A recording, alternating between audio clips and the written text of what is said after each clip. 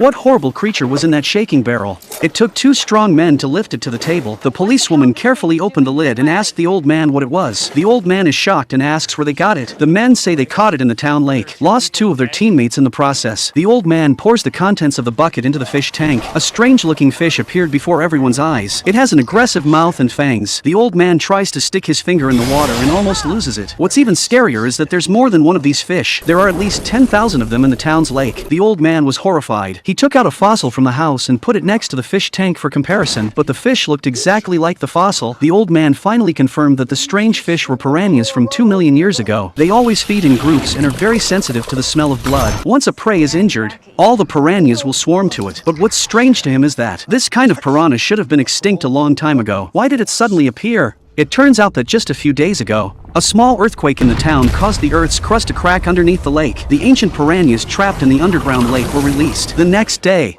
the sheriff took 3 officers in a speedboat to the center of the lake to investigate. They used their instruments to detect a huge crack at the bottom of the lake. So 2 of the officers donned scuba gear and dove in to find out what was going on. Soon they arrived at the crack and discovered a huge underground lake. To prevent accidents, they decided that one officer would stay at the entrance and the other would dive inside. He was amazed by what he saw inside. A column with many glowing fish eggs attached to it. The curious officer was about to touch it. Suddenly,